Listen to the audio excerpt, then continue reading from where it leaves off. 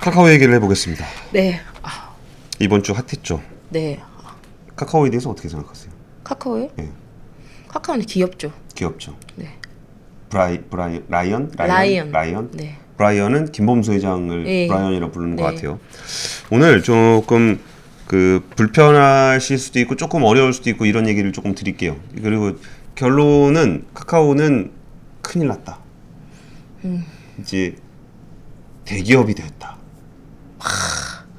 대기업이 되면 어떤 일이 생기냐면 떡볶이 장사를 할 수 없습니다. 무섭다. 대기업이 되었다. 네, 대기업이 되었다. 네. 떡볶이 장사를 하면 안 됩니다. 아무리 떡볶이를 자기가 잘 만들 수 있어도 하면 안 됩니다. 아유, 그런 거는 저기 나눔 해야죠. 기술 이전. 그죠? 맞아, 기술을 맞아. 저기 벤처 사업한테 드려야죠. 네.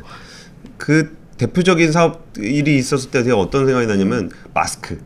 우리나라에 마스크 쇼티지가 있었잖아요. 네네네. 처음에 누구나 다 마스크를 써야 되는데 안 될 때 네. 그러면 그걸 누가 제일 잘 만들 수 있냐 그랬더니 삼성전자가 잘 만든다는 거예요. 그리고 실제 3M이라든지 뭐 미국에 있는 회사들이나 뭐 유럽에 있는 회사들 실제로 마스크 많이 만들었습니다. 네네네. 물론 급해서 그런 건데 그랬더니 그 삼성전자가 어떻게 했냐면은 마스크 회사에 가가지고 그 공정을 다 바꿔줬어요. 아, 마스크를 많이 만들려면요 이렇게 해야 돼요. 이렇게 또 막 했어요. 직접 못 하고. 마스크를 만들면 안 됩니다. 대기업이라 하면 마스크를 만들면 안 돼요. 그러니까 이거 하나하나 설명을 드릴게요. 그리고 또 하나는 또 이게 현대중공업과 마찬가지로 지배구조 이슈인데 택시 얘기 먼저 해드릴까요? 페이 먼저 얘기 해드릴까요? 뱅크 얘기 먼저 해드릴까요? 저는 택시 얘기부터 듣고 싶습니다. 택시? 예, 알겠습니다. 네. 택시 얘기 먼저 하겠습니다. 네. 제가 이번에 그 사람들 만나다가 이제 카카오 얘기도 많이 하고 이번 주 초에 3프로에서도 좀 카카오하고 얘기를 좀 했어요. 네네. 그러다가 제가 그 얘기를 했습니다. 택시가 지금 사람들이 비판을 하는 포인트가 독점력을 가지고 과도한 수익을 받는다. 이제 독점을 시켜서 락인을 시켜놓고 과도한 수익을 수취하는 되게 악질적인 거다. 그러면서 비유도 되게 무섭게 해줬는데 그 비유가 그런 얘기하더라고요. 옛날 탐관오리들이 네. 농민들 힘들 때 뭐 이렇게 뭐 비료해주고 땅 돈 빌려주고 그래가지고 농사 망치게 한 다음에 땅 뺏어간다. 그러니까 뭔가 좀 무상으로 제공하는 듯이 뭐 하는 것처럼 보이지만 네네. 이런 거를 락인을 시켜서 독점을 시키고 나면 그냥 송두리째 아, 빼간다. 이제 그런 네. 비유를 들으면서 야 이게 좀 고민해볼 포인트가 있다라고 생각 들었던 건 뭐냐면은 그 독점이라는 거는 이게 딱 시장이 있으면 내가 독점으로 락인을 한 다음에 너가 가격을 확 올려요. 그리고 돈을 엄청 벌어. 네. 그래서 당신 너무 돈 많이 버는 거 아닙니까? 그럼 그럼 딴 데 가서 뭐 알아보세요. 이런 식이거든요. 네네. 그리고 그게 이제 독점의 폐해라고 불리는 건데 네. 그 얘기의 전제 조건 아니면은 뭐 나중에 문제일 수도 있겠지만 네네. 그러려면은 이 독점을 한 사람이 돈을 되게 많이 벌어야 돼요. 근데 지금 카카오 모빌리티가 제가 보니까 누적 결손이 918억이 누적이 돼 있어요. 그러니까 카카오 모빌리티 설립 이후에 지금까지 거의 1,000억에 가까운 돈을 물린 거지. 적자가 난 거예요. 그리고 작년에도 한 376억이 적자고 2019년에도 255억이 적자예요. 그러면 이렇게 많은 카카오 이거 택시 타면은 편하잖아요. 네네네. 기사님들도 괜히 안 돌아다녀도 되고 우리도 딱 원할 때 할 수 있고 이거 매칭을 시켜주는 거니까 네네네. 우리도 편하고 근데 우리가 편한 거에 서비스를 제공하는 카카오 모빌리티가 325억 원의 적자를 보고 있어요. 거의 사회적 기업 아닙니까? 그러네요. 그러니까 듣기로는. 이것만 보면 그래요. 그러면 거기서 근데 그 얘기를 했을 때 반응들이 어땠냐면 네. 카카오가 왜 적자냐고. 카카오 왜 적자 그래? 응. 그렇게 얘기하시 다들. 네. 근데 그거는 카카오 모빌리티. 그러니까 이게 저는 그 카카오 모빌리티는 TPG라는 사모펀드하고 한투오릭슨이 이제 주주로 돼 있어요.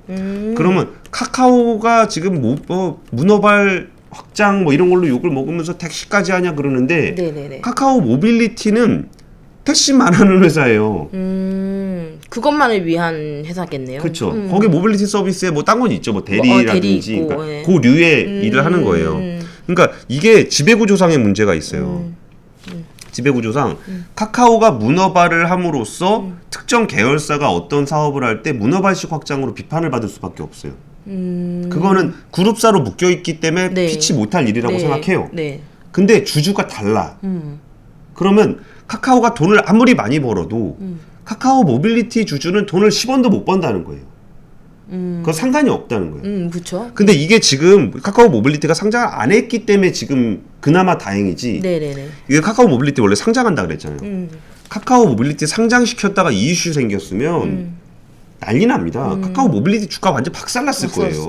네, 그렇겠죠. 그리고 여기는 카카오 모빌리티가 지금 이 상황에서 카카오가 전반적으로 공격을 받고 김범수 의장이 공격을 받으면서 상생으로 협의하겠다, 뭐 사회적 기업 만들겠다, 그리고 이제 서민과 관련된 사업 철수하겠다 이런 얘기를 하고 네네. 있는데, 그리고 이제 택시 부분에서도 99,000원짜리 서비스를 39,000원으로 낮추고 5,000원 받는 그 서비스는 없애겠다 이거 나왔어요. 그러면은 김범수 의장, 카카오 그룹의 어떤 레퓨테이션과 규제 압박 때문에 특정 계열사의 비즈니스가 사라지는 건데, 네. 그 비즈니스가 사라지는 거의 아픔은 김범수 회장이 보는 게 아니고 그 카카오 모빌리티의 소액 주주들이 본다는 거예요. 그러니까 이게 카카오가 이게 막 이것저것 상장하는 거에 문제가 있다라고 할 때만 하더라도 거기가 뭐 따상 가고 뭐 그런다고 얘기할 때 저희가 계속 얘기 드렸잖아요. 네. 복수 상장의 문제가 이 네. 소액 주주 간 이해상충 문제가 생긴다고. 그렇죠. 네. 근데 이거를 지나치게 방치한 측면이 있어요, 카카오는. 그러다 보니까 이런 일이 발생했을 때 사람들은 야, 카카오가 돈 버는데 왜 이렇게 이거 독점 기업 아니냐? 그럼 카카오 모빌리티가 상장돼 있었다면 소액주주들은 뭔 피해를 그쵸. 보냐고요. 그럼 김범수 이제 거기서 피해 보는 하나도 안 본다고. 뭐 하나도 아니진 않지만 거기는 그냥 카카오 계속 하고 있으면 되니까. 네. 이런 직접 문제가- 피해가 아니라는 거죠. 네.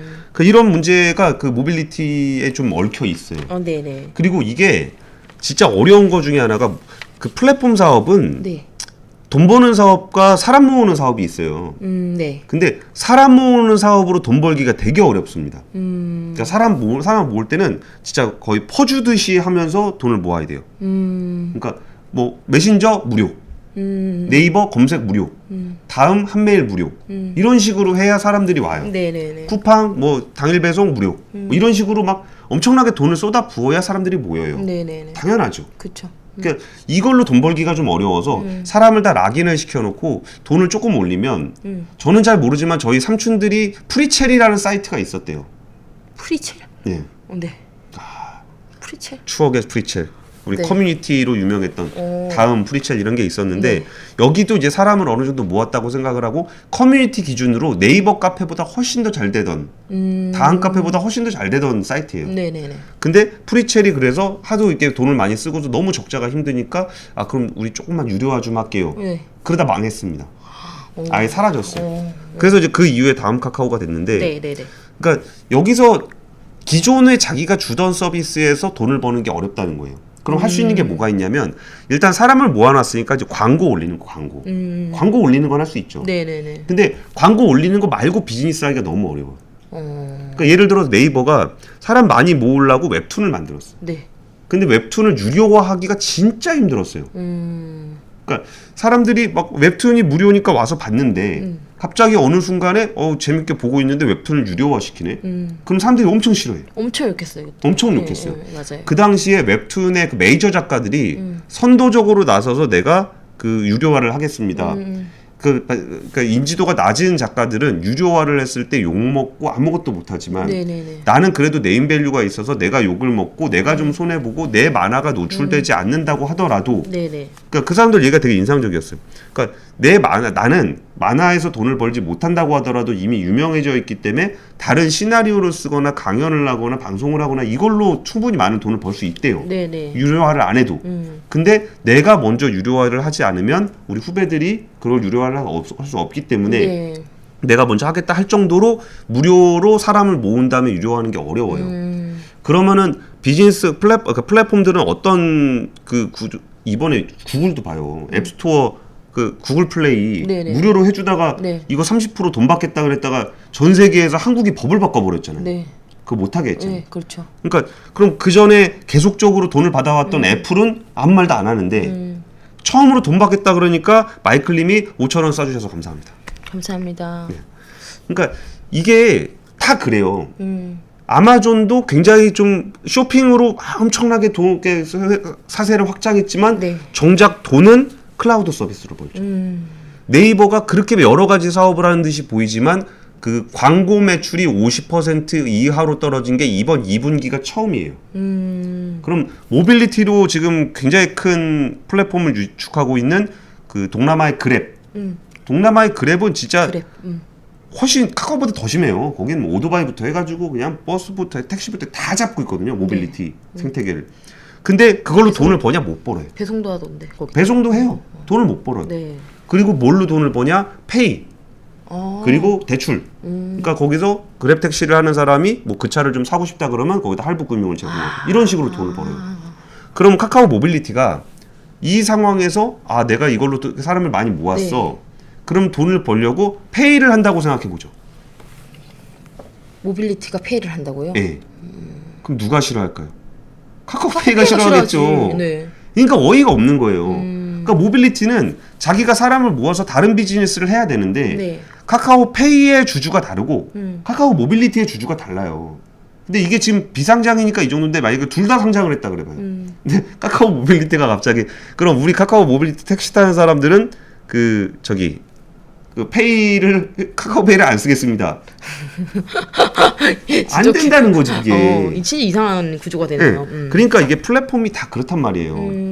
근데 카카오는 어떤 그 자신들의 어떤 자본 조달을 위해서 정말 그 자회사들이 각각 자금 조달을 하게 만들므로써 그 수많은 주주 간의 이해상충이 너무나 크게 얽히게 됐고 그 구조를 통제하지 않은 상황에서 플랫폼이라는 것의 강점을 살릴 수 있는 여기서 돈을 모아서 여기서 뭔가 비즈니스를 새로 만들어낼 수 있는 기회가 거의 모든 계열사들이 그걸 똑같이 겪고 있다는 거예요. 그리고 이 문제를 조금 더 적나라하게 지적을 해드리면 요새 나오는 비판 중에 하나가 이제 김범수 의장을 중심으로 한 그 인하우스에 있는 사람들에 대한 비판들이 좀 나오고 있어요. 이거는 조금 많이 안 보시죠? 600명 정도니까 어디 가서 얘기하지 마세요.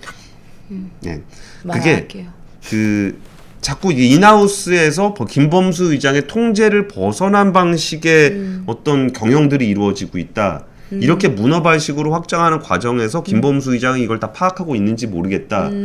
카카오의 지배구조에 뭔가 문제가 있다. 이런 얘기들이 많이 나오고 있는데 그 문제가 뭔지에 대해서 제가 좀 몇몇 분들한테 좀 물어봤을 때 그런 일이 있다는 거예요. 그러니까 뭔가 비즈니스를 이제 하려 그럴 때 그러니까 딱 체계적으로 내가 플랫폼을 하는데 여기서 사람을 모았으니까 우리가 이 사업 해보자, 저 사업 해보자 이런 식으로 접근하는 게 아니고 뭔가 이제 인하우스에 있는 누군가가 아 이걸 가지고 내가 사업을 해보면 어떻겠습니까라고 제안했을 때 그럼 한번 해봐 라고 오케이를 해주는 건 결국 김범수 의장이 될 가능성이 높잖아요. 네, 그렇겠죠. 그러면 그 사람은 김범수 의장 입장에서는 오케이라고 얘기하기만 하면 돼요.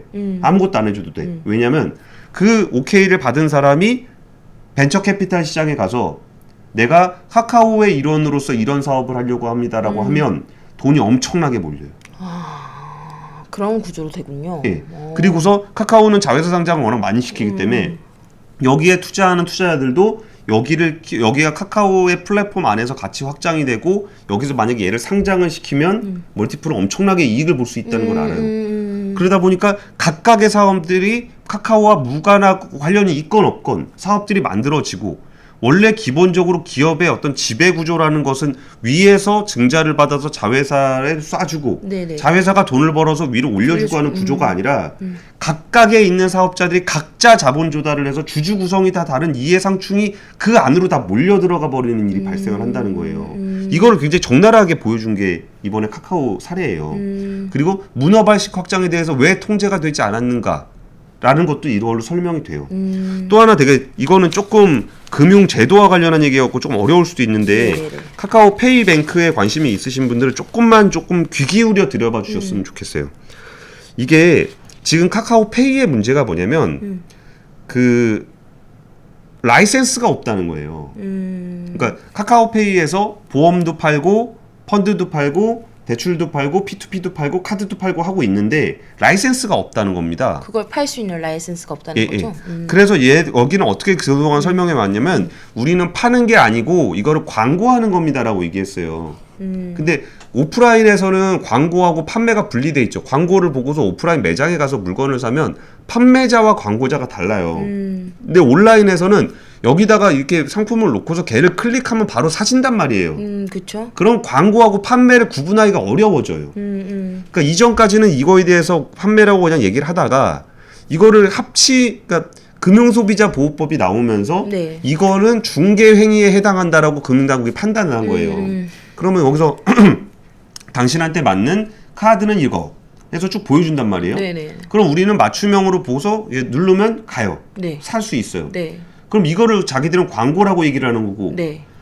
금융당국은 이거는 중개라고 보는 거예요. 그러면 중개는 라이센스가 있어야 돼요. 네네 그렇죠. 그럼 라이센스가 그럼 카카오페이가 그러는 거예요. 아니 우리는 자회사에 증권사가 있고 자회사에 보험 판매사가 있습니다.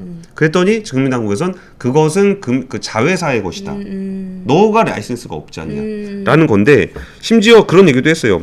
그 보험 판매는 재위탁이 안 된다.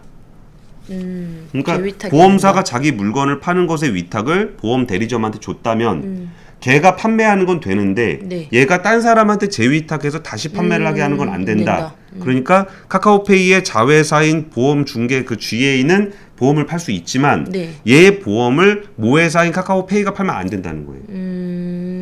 그렇게 되면 재중개가 되는 거니까. 재중개가 되니까. 그러니까 이제 거기서 카카오페이가 여기에 대해 항변을 하는 거예요. 네. 그러니까 아니 우리는 전자금융사업자인데 카카오페이는 전자금융사업자입니다. 네. 법적으로 전자금융사업자는 보험 대리점 영업 라이센스를 받을 수가 없어요.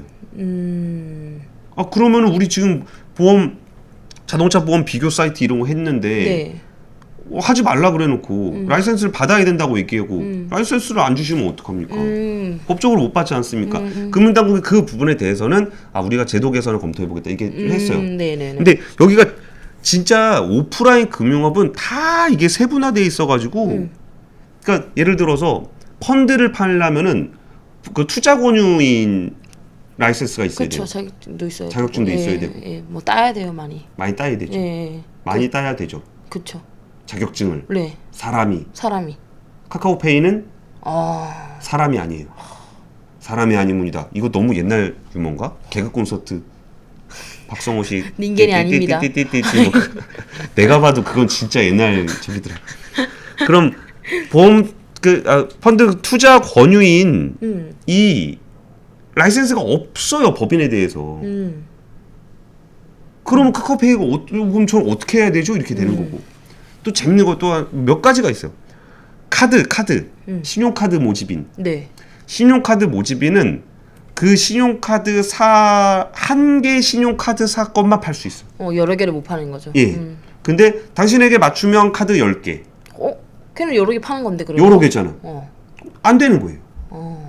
그럼 이게 왜 모집인이 한 개사로 한정돼 있었냐면 우리나라가 2003년에 카드 사태를 겪으면서 무리하게 뭐 좀 가갖고 요거 하나 하시면 이거 서비스, 이거 하나 하시면 이거 서비스 해가지고 우리도 있잖아 비치 파라솔 하나 놓고서 지나가는 사람 다 잡아다가 카드를 해줬던 그 경험. 네, 신한 10만 원.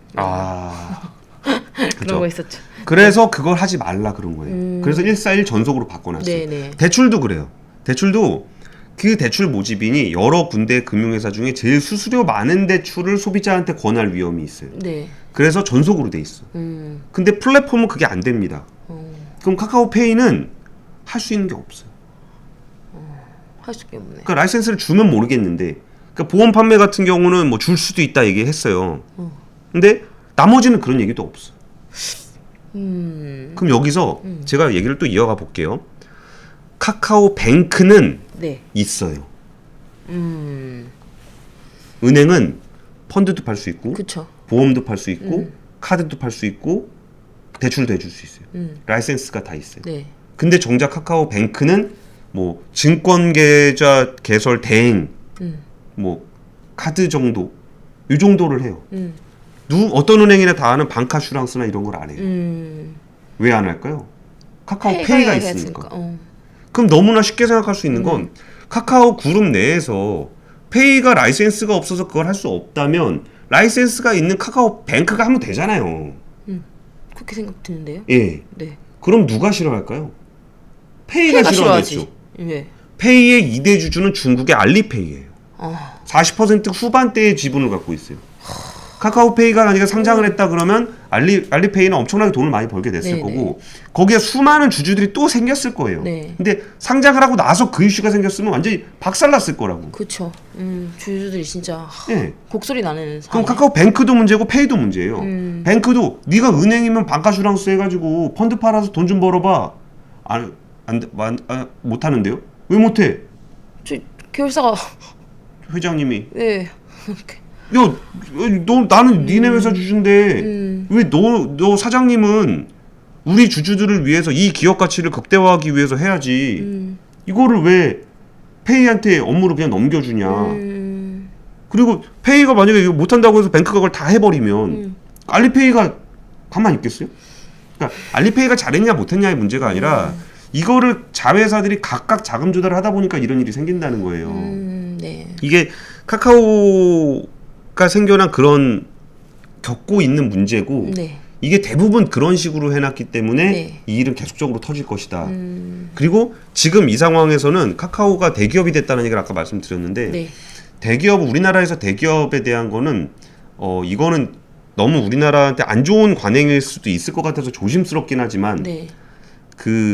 우리나라는 나라가 조금 해가지고 독점하기가 쉬워요. 과점하기도 되게 쉬워요. 우리나라에 독과점 돼 있는 그 업종이 굉장히 많습니다. 예를 들면 그러니까 철강 회사라 그러면은 그냥 뭐 포스코, 현대제철 정도는 있지 않나 생각하시겠지만 예를 들면은 기차 레일 같은 거는 현대제철에서만 만들어요. 그냥 독점이 그냥. 그 지역별로도 다 독점돼 있고 그런데 그래서 이거를 독점을 하기는 쉬운데 네. 독점하고 나면 그 시장 경제가 아닌 방식으로 통제되는 게 너무나 많습니다. 그러니까 구닥다리 관행이라고 보실 수도 있겠지만 네. 대기업이 자기의 경쟁력이 있다고 해서 아무데나 뛰어들질 않아요. 그리고 아무데나 뛰어들지 못하게 해요. 네. 그러니까 예를 들면 예전에 그런 일이 있었어요. 이것도 그냥 옛날 그냥 뭐 지난 일이니까 네네. 그냥 주워 들은 얘기, 확인되지 않은 얘기가 있는데 그 중에 저 얘기가 있었습니다. SK 같은 큰 회사도 정유와 통신으로 컸잖아요. 그쵸. 라이센스와 네. 독점력 네. 너무 좋잖아요. 내수 시장에서. 그래가지고 최태원 회장이 그 안 좋은 잉여의 몸이 돼 있을 때 네. 뭐 대한민국 경제에 미치는 영향을 고려하여 형량을 감량하고 뭐 그런 거 있잖아. 뻔한 네네네. 레파토리. 네. 그러니까 하는 얘기가 그거예요. 근데 대한민국 경제를 위해서 뭘 하셨는데요? 라이센스 받아가지고 국내에다 기름 팔고 국내의 통신 서비스에서 수금한 거 말고 나라 경제를 위해서 하신 게 뭐가 있냐고요. 라는 얘기에서의 어떤 포인트는 수출입니다. 수출과 일자리 창출인데 우리나라에서 그런 식으로 좀 적용되는 그 바람직한지 아닌지를 떠나서 실제로 그래요. 그러면서 SK는 하이닉스를 인수를 합니다. 그리고서 엄청난 수출 산업을 하고 이 하이닉스의 반도체에 들어가는 그 어마어마한 투자를 그 내수 시장에서 벌었던 캐시카우를 이용하여 여기다 투자를 해서 국가에 수출을 하는 그런 구조로 가는 것을 우리나라에선 대기업한테 굉장히 바래요. 근데 카카오는 지금까지 어떤 중소기업, 스타트업, 벤처, 혁신기업이라는 이유로 이런 것들에 대한 의무를 지지 않으면서 이만큼 해왔어요. 그래서 이 부분이 되게 걱정돼요. 이제 카카오는 어떤 식으로 사업을 하더라도 발목 잡힐 위험이 굉장히 커 보인다. 꽃 배달 아니라 간식 배달 아니라 택시 아니라 또 딴 거 하도 뭐라 할 거 아니야. 그렇겠죠. 예. 그리고 뭘 할 수 사업을 시작하게 되면 항상 그 이해관계자들하고 충돌하게 돼요. 하다못해 이번에 그 무시무시한 변호사협회와 그 조그만 스타트업인 로톡이 붙었을 때 거기가 무슨 독점적인 엄청난 플랫폼이라고 그거를 막 국회에서 불러서 혼내고 이게 또 이해관계자들하고 충돌이거든요. 네네. 그럼 카카오가 국내에서 어떤 비즈니스를 하려고 하면은 그 문제들을 가지고 있는 그 현장에 있는 이해관계자들하고 또 싸우게 될 거예요. 싸우게 되면 대기업이 거의 대부분 지더라. 그래서 카카오는 앞으로 그 비즈니스 구조를 짜갈 때 굉장히 어려움을 겪게 될 거다. 그래서 이것에서 제일 중요한 게 뭐냐? ESG. 너무 식상한 얘기인데 지속 가능성을 확보한다는 것이 생각보다 쉽지 않아요. 그럼 카카오가 해왔던 뭐 꽃, 간식 이런 비즈니스들이 카카오라는 막강한 플랫폼을 이용해서 당장 돈을 버는 것은 괜찮을지 모르겠으나 여기서 ESG의 소셜적인 측면에서는 그게 쉽지 않을 거다. 그러면 카카오가 어떤 비즈니스를 하고 어떻게 경영을 짜갈지를 거의 근본부터 다시 고민해야 될 수도 있어요. 뭐 씁쓸한 얘기네요. 네. 뭐 씁쓸하다고 해야 되나? 뭐 아무튼. 근데 저 부분은 조금 아쉬운 건 있어요. 이게 카카오는 분명히 셀러와 그러니까 소비자 중간에서 플랫폼으로 연결해 줌으로써, 그러니까 디지털 트랜스포메이션을 해 줌으로써 굉장히 편리하고 굉장히 좀 효율적인 시스템을 만들어 줬어요. 뭐 꽃배달이든 뭐 이게 미용실이든 다 원래 매칭하기 어려웠던 부분들을 훨씬 더 편리하게 발현해주는 선 효과가 꽤 큰데 그럼에도 불구하고 쉽지 않을 것 같다.